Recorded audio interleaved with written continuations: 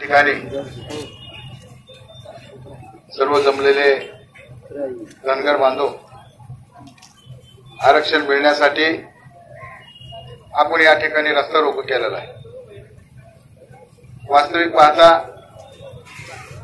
आरक्षण हे मिळालंच पाहिजे, परंतु आज जर आपण आरक्षणाचा विचार केला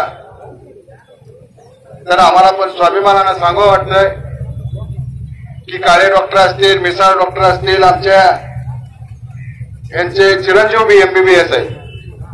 म्हणजे धनगर समाजामध्ये डॉक्टर आहेत, इंजिनियर आहेत। जर अजून एसटीचं आरक्षण जर आपल्याला मिळालं तर निश्चितपणानं आपल्या समाजाची उन्नती झाल्याशिवाय राहणार नाही। या समाजाच्या आरक्षण मिळण्यासाठी पंढरपूरला बोराटे उपोषणाला बसले, कारण आपण दिवसात जर जेवलो नाही तर आपल्या शरीराची परिस्थिती काय होते याचा आपण सर्वसामान्य माणसांनी, सर्व समाजाने विचार केला पाहिजे।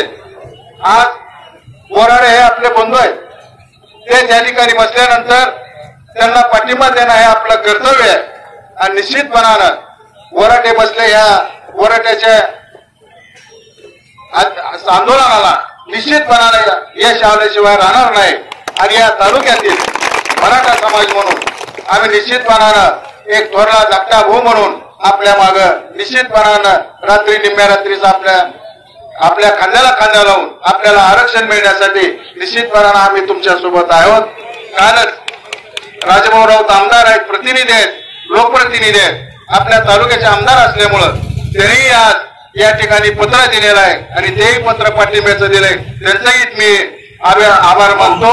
आणि निश्चितपणानं आम्ही सर्व भेदभाव न करता, पक्ष पार्टी न आणता, जातभेद न करता तुम्ही आम्ही बंधू आहेत असं समजून आपण सगळ्यांनी मिळून हातात हात घालून सगळ्यांनाच आरक्षण मिळलं पाहिजे आणि आरक्षण मिळण्यासाठी आपण सर्वजणांनी प्रयत्न करावा आणि त्या आरक्षणाला आमचा निश्चितपणानं पाठिंबा राहील। जय हिंद, जय महाराष्ट्र, जय महाराष्ट्र।